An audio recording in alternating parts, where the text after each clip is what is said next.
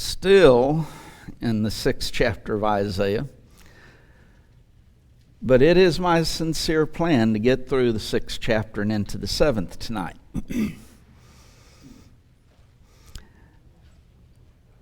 I think the 6th chapter is a great chapter. It is, of course, dealing with Isaiah's call. He sees the Lord, and as a result of that, he sees that he is a sinful person, living in the midst of a people, he says, of unclean lips. And the realization, and he's brought to that realization because he's seen Jehovah.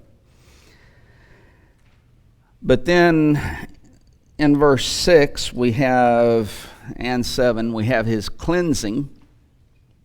One of the seraphims takes a coal from off the altar and lays it upon his mouth, and he then says that it's touched thy lips, and thine iniquity is taken away, thy sin purged. I'm curious, I've never asked this question. The tongues that were taken, and the coal that were taken with the tongues from off the altar, is this a vision-related altar, or is it the actual altar in the actual temple at Jerusalem? Is it like in a heavenly altar that it's in a vision that he's like seeing? It is a vision that he is seeing.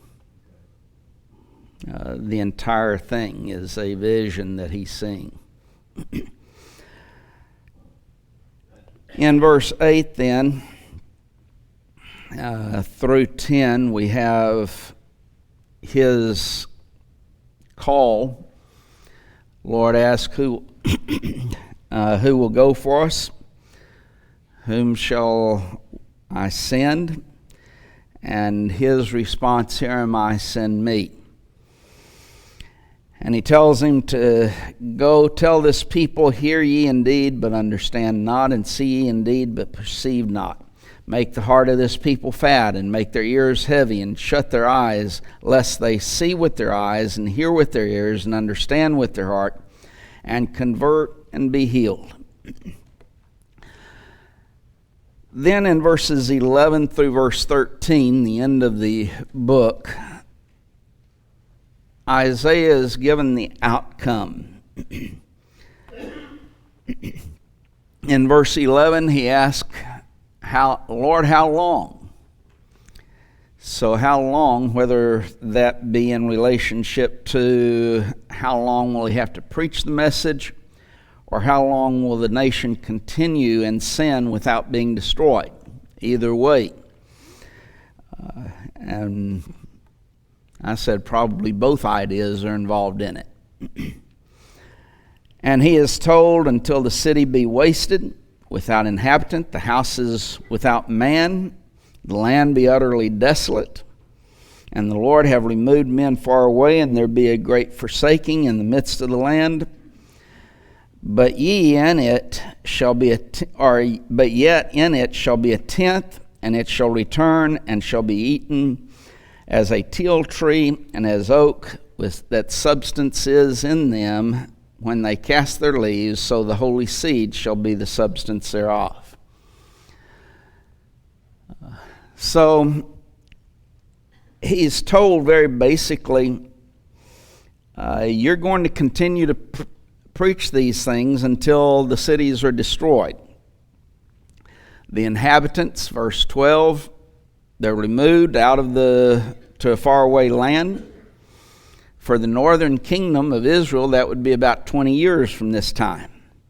For the southern kingdom of Judah, about 135 years. So long after Isaiah is dead, as far as the southern kingdom, but it would still be, his message would be in written form. So verse 13 is where we had gotten to in our study. But yet in it shall be a tenth, and it shall return, and shall be eaten as a teal tree, and as an oak, whose substance is in them when they cast their leaves, so the holy seed shall be the substance thereof. In the face of this destruction that he has mentioned in the previous 2 verses, Isaiah gives them a glimmer of hope. There's going to be a 10th. Matthew Henry says of this idea of a 10th, quote, a certain number, a very small number in comparison with the multitude that shall perish in their unbelief, end quote. So here's a small number, very small number in comparison with the whole, that is going to be a remnant. But he then indicates that of this 10th, even that 10th is going to be subject to further purging. The idea of the teal tree and the oak that appears to be dead in the winter, it sheds their leaves and all of that, it looks dead, but there's still some life in it. What is the teal tree, you know? I don't know. You can study that for next week and let us know. How's it?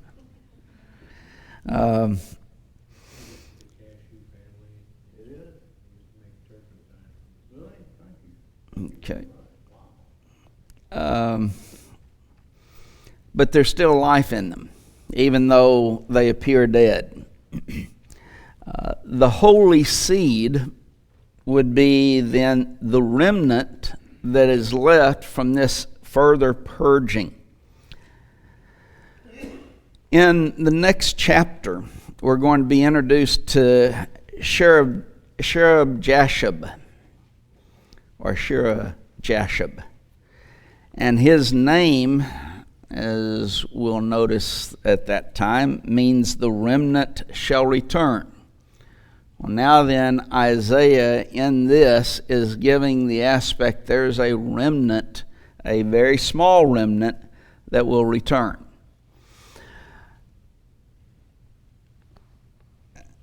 In this message that God gives to Isaiah here, how long to preach this message? He preaches the message, but very basically, as far as numerical success, Isaiah would have been a great failure. That of the nation, only a 10th survives, and then of that 10th, there's another purging. In other words, a lot of them are going to die. So you don't even have a 10th after that. But was he successful? Well, he was, wasn't he? Why? Because he did what God told him to do. Now, yes, God tells him people aren't going to listen, but you have the duty to preach to it, to go out and spread this message, even though people aren't going to listen. And there's still, in relationship to that glimmer of hope, because there's a very small remnant that will be saved.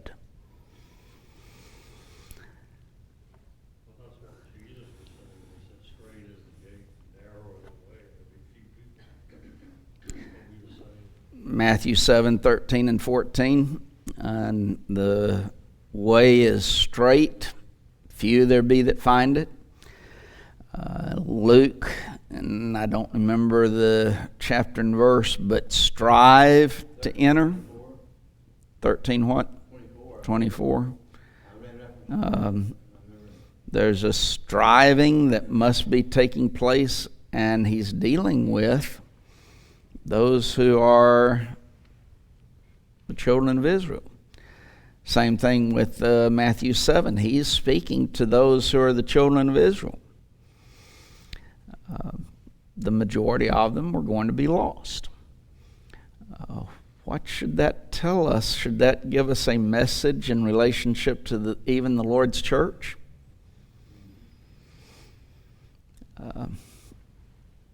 Someone, and I don't remember who it was asked by a denominational person, or they made the comment, "Oh, you're the ones who believe that you're the only ones going to heaven."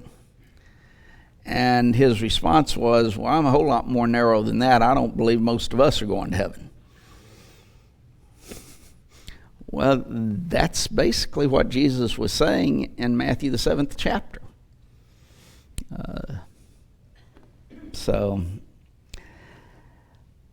Okay, I said we'd get into chapter 7. So, chapter 7 is an interesting chapter, and we'll spend some time in the latter part of this chapter dealing with the prophecy of the Messiah. But the background of it, and we're not going to read this, because we do want to make it through chapter 7 someday. But if you read 2 Chronicles chapter 28 and 2 Kings chapter 16, you will then find the background to Isaiah 7. So go home and read those two chapters, 2 Chronicles chapter 28 and 2 Kings chapter 16. Now, we're going to discuss the background, but it's called the Syro-Ephraimitic War is the background for this chapter. As far as the historical setting, we find that in verses 1 and 2. Where it says, "It shall come to pass in the days of Ahaz, the son of Jotham, the son of Uzziah, king of Judah, that Rezin, the king of Syria, and Pekah, the son of Remaliah, king of Israel, went up toward Jerusalem to war against it, but could not prevail against it. And it was told the house of David, saying, Syria is confederate with Ephraim, and his heart was moved, and the heart of his people, as the trees of the wood are moved with the wind." So, this becomes the historical setting. Rezin is the king of Syria, Pekah the king of Israel. And they were going to attack Jerusalem because Ahaz would not join with them against Assyria. And as a result of this confederacy of Rezin and Pekah, Ahaz and the children of Israel, or the southern kingdom of Judah, were fearful.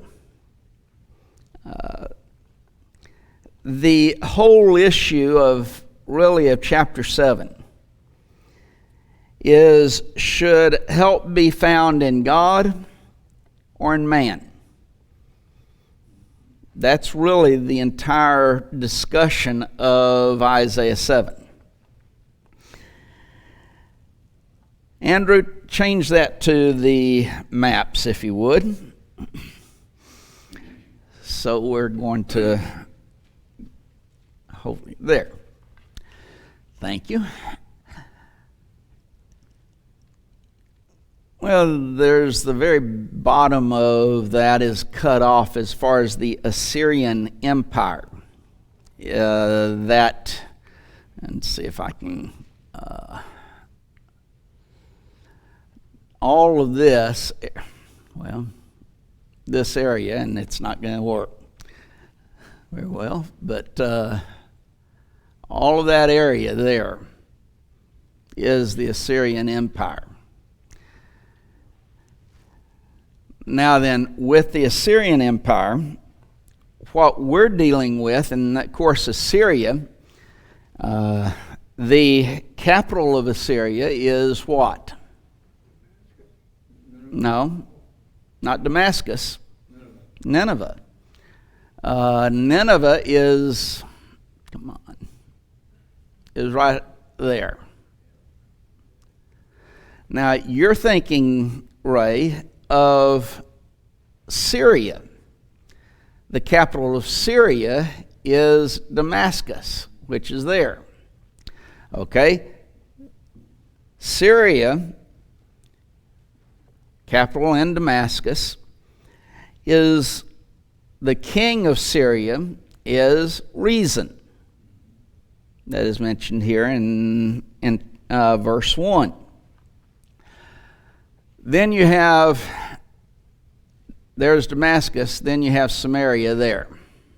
And Jerusalem is down here. Let's see if I can get that a little bit better.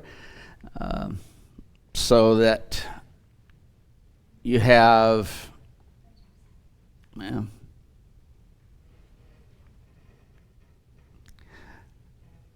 it's not going to work. But you can see Damascus there in Syria. And then down south and a little bit west is you have Samaria. And just a little bit south of that, Jerusalem. Pekah, Rezin is the king of Syria. Pekah is the king of the northern kingdom of Israel, which has its capital in Samaria. And there's a little bit closer view of that area. Hopefully there's Samaria, and then right down here is Jerusalem, and up there you have Damascus. So there's your three cities that are being discussed in this. As I said, Rezin, the king of Syria, Pekah, the king of Israel, or the northern kingdom, that is the capital Samaria. And then Ahaz is the king of the southern kingdom of Judah that has Jerusalem as its capital. Assyria, going back to that first one that has Nineveh as its capital, it has become the world empire. Now then, as again, the background of this, and that's what we see in verse 1, it comes to pass in the days of Ahaz, the son of Jotham, the son of Uzziah, king of Judah. Remember, king of Judah, that's Ahaz, that's at Jerusalem. That Rezin, king of Syria, and Pekah, the son of Remaliah, king of Israel, went up to Jerusalem to war against it, but could not prevail against it. Now then, a nation that would be ruling another nation would get tribute from them, basically taxes, in order to stuff their coffers a little bit more. And so, of course, the nations would not really appreciate that too much. They don't like paying tribute to someone else. So often, that's what brought about the wars, but also you have sometimes one nation calling upon another nation, come and help us. That's what Rezin and Pekah are doing. They are joining forces to fight against Assyria, Nineveh. But what they want, Jerusalem, and thus Ahaz and his forces to join with them. Now normally, kind of giving the background still, Syria and Israel were enemies. this kind of becomes the situation. The enemy of my enemy, or the enemy of, my enemy is my, no, I'll get this right in a minute. The enemy of my enemy is my friend. If I have a common enemy, you join forces. Didn't we do that basically in World War II? We joined forces with Russia and Soviet Union in fighting against Germany. Well, in reality, we should have been their enemy. But we had a common enemy, and so we became friends. That's the situation that's taking place between Rezin and Pekah. They had a common enemy of Assyria. And so they're going to go to war against, because Ahaz says basically, no, we're not going to join forces with you to fight against Assyria. So their plans are to join forces and come down and fight against Ahaz, and then defeat him, and they will put a vassal king in his place, who will then join forces with them to fight against Assyria. That's the background.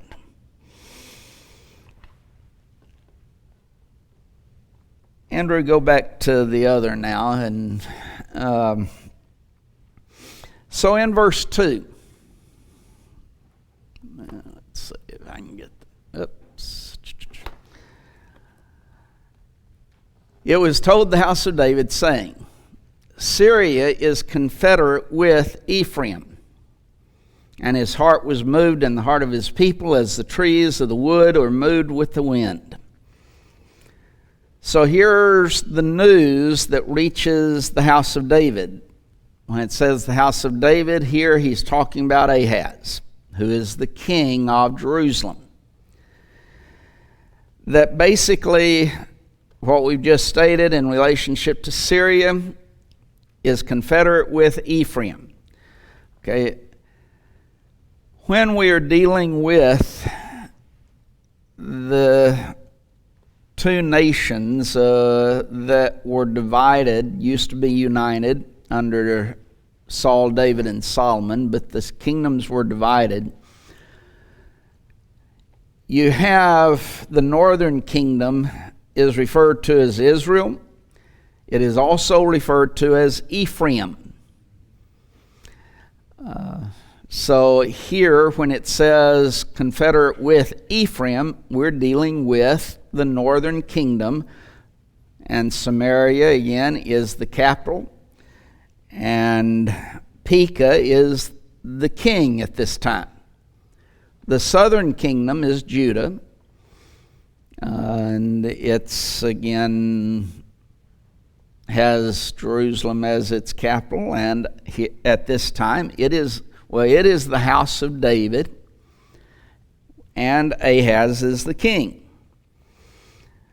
So they have these two nations, Syria and Ephraim, or Israel, have joined forces to try and stop Assyria and its growing power and forces. And they're wanting Ahaz, and because Ahaz has refused, they're going to come war against him. And what happens?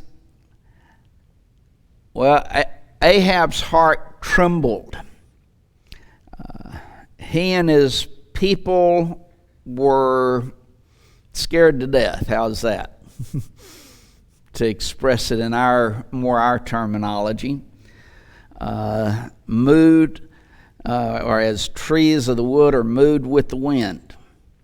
In other words, he's expressing something that just they're shaking as the wind moves and rustles the trees and shakes the trees. That's the way their heart was. It's expressing some type of fear.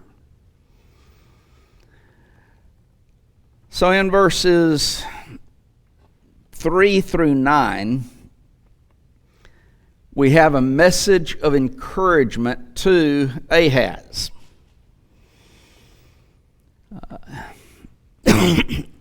He says, then saith the Lord unto Isaiah, go forth now to meet Ahaz, thou and Shearab-Jashub thy son, at the end of the conduit of the upper pool, in the highway of the fuller's field. And say unto him, take heed and be quiet, fear not, neither be faint-hearted, for the two tails of these smoking firebrands, for the fierce anger of reason with Syria and the son of Remaliah.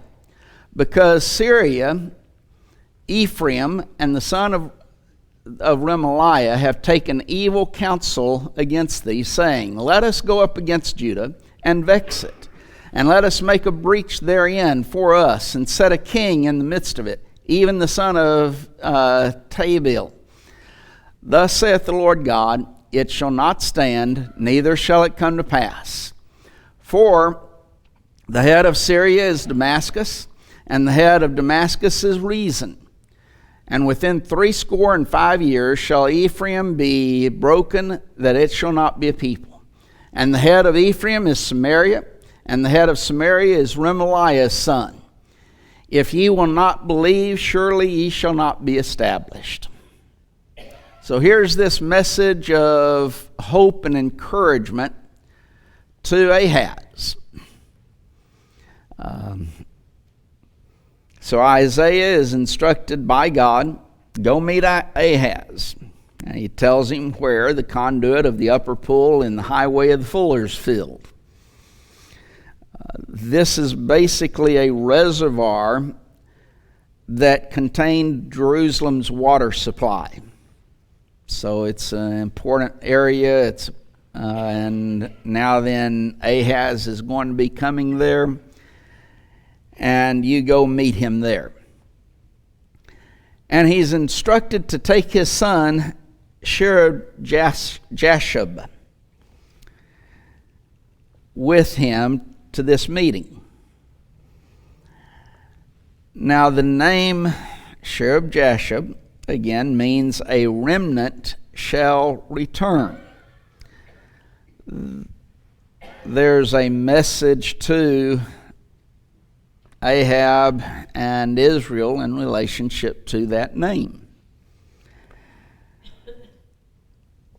It could be that Shearab-Jashub's presence, and the reason God said to take him with you, was that it was God's way of ensuring that even though the future looked bleak, that all was not lost. You're going to have a remnant who are going to return.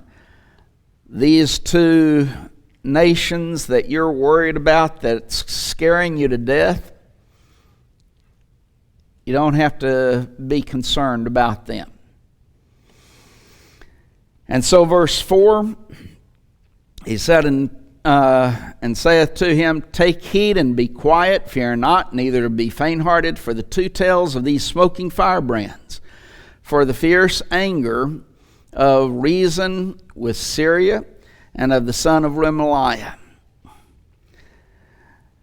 So Ahaz gives a message of comfort, or is given a message of comfort, if Ahaz would receive it.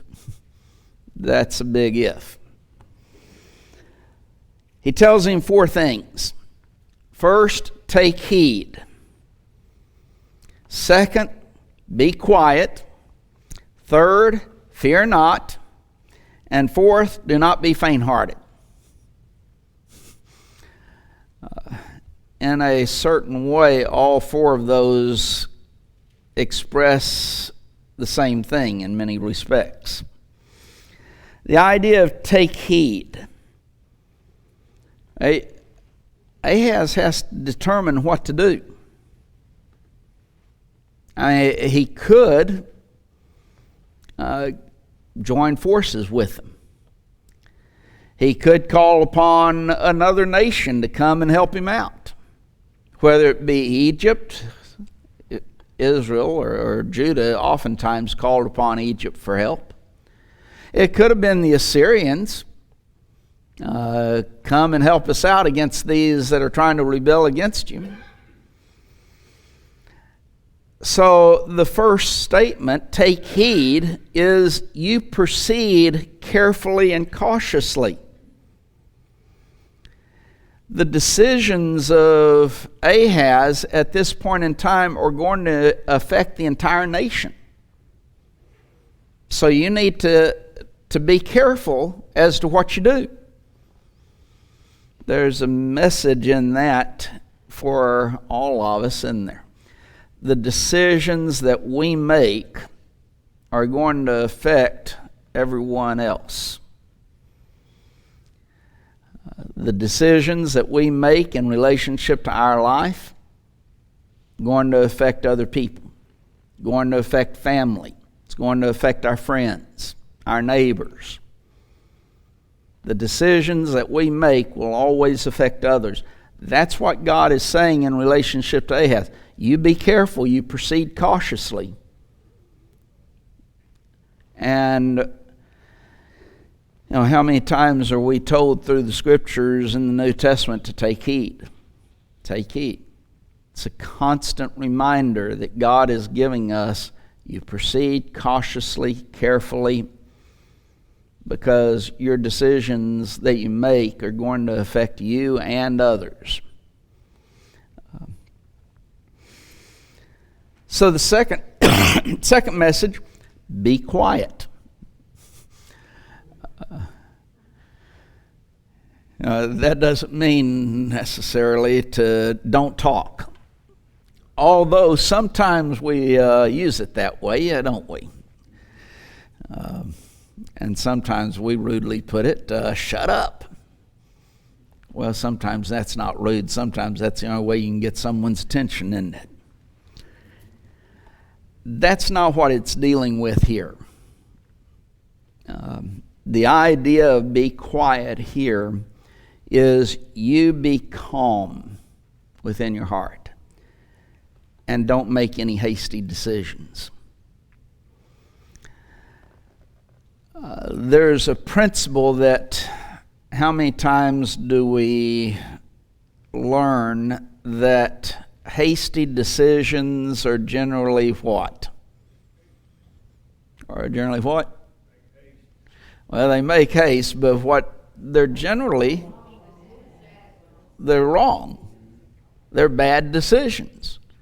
That's not always the case, but that's generally the case, isn't it? Why do you think salesmen try to force you to buy something right now? Don't put it off. We've got this terrific deal, but it's only good for right now.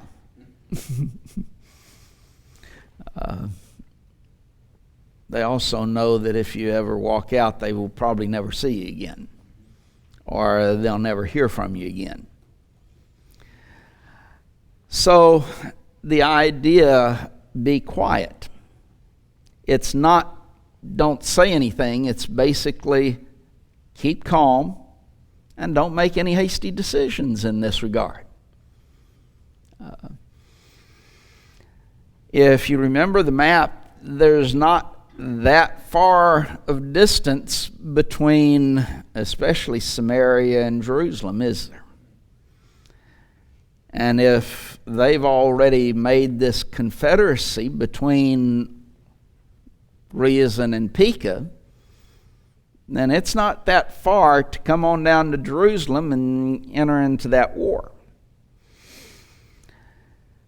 The third message that he gives, fear not. So, first, take heed. Second, be quiet as far as don't be hasty. Don't make any hasty decisions. Fear not. It would have been very easy for Ahaz to, well, he was already overcome with fear, wasn't he? He was scared to death, as well as those in Jerusalem. So God is telling Isaiah, tell him no reason to fear. Now why? Well, from a physical standpoint, you've got these two nations that are coming to war against me. Why shouldn't I fear? Why shouldn't I be afraid? Well, the message that God is giving Ahaz is, I'm in control.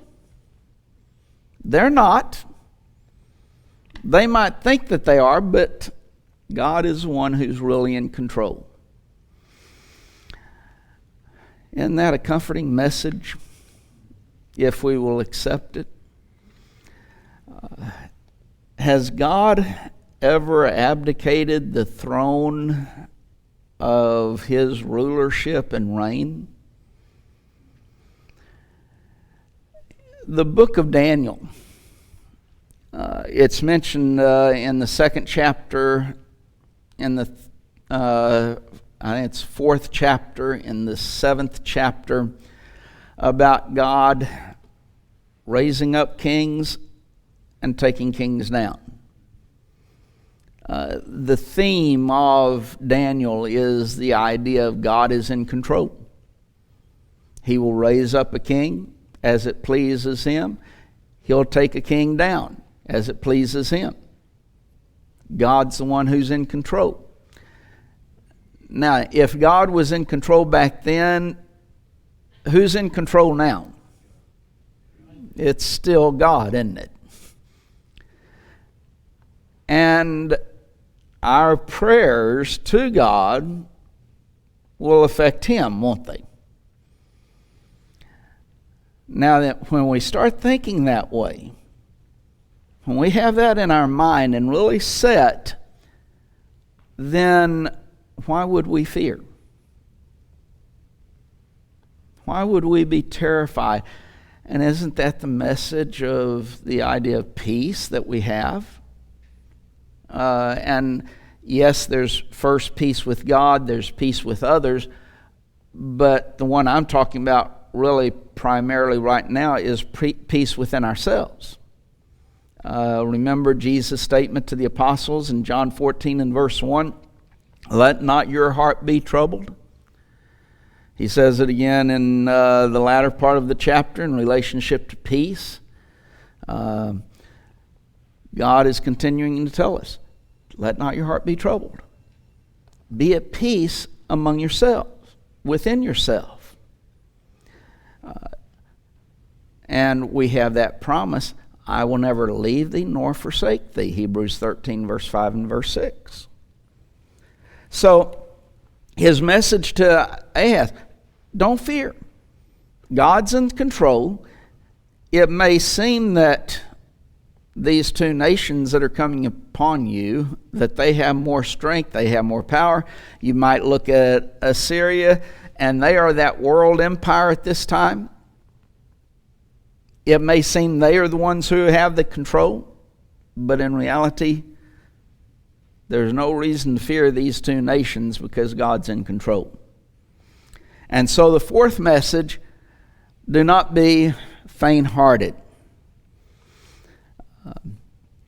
And this is basically the idea of do not become weak or lacking in courage. Basically a message, be courageous. The fear would lead to cowardice. Fearing not because the realization that God is in control would lead to then courage on the part of Ahaz and of Israel. God in this verse then describes these two nations, the enemy, as two tails of a smoldering firewood, or two stumps of a smoldering firewood. they had at one time been dangerous, but now their power of doing harm was departing them, and they are going out. No doubt we've all seen a fire, and at one time it's raging, it's got a lot of power and strength, but after a while that fire starts going down, and it then goes out to where it's only smoldering. Its power, its strength has been lost. It's going out. That's what this phrase is dealing with and illustrating. These two nations, as powerful, as great as they must have been at one time, their strength, it's gone. It is going out of existence. Now then, going back to these ideas that Isaiah is told to tell Ahaz, take heed, be quiet, fear not, don't be faint-hearted. Now, with the realization, these two nations who you're afraid of right now are really going out of existence. They are just smoldering now. They're not really a fire anymore. Their power is lost. Why would they fear, or why would he fear?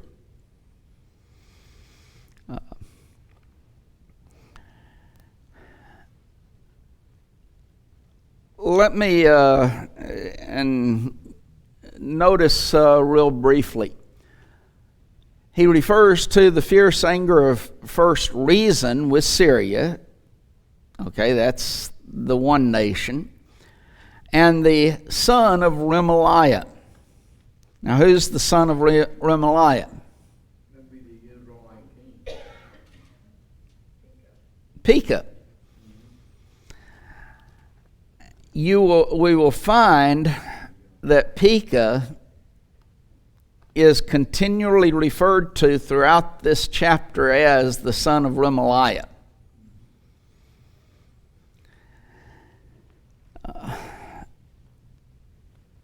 Easterners expressed contempt by designating someone as with their father's name like this, the son of so-and-so, especially when the father was someone who was little known. Someone turn over to, well, that's the second bell, so we won't turn over to. But we'll start with verse 5 next week. Remember the background and what we were discussing in this, because it's going to play a major role in what we're going to continue to see throughout this chapter.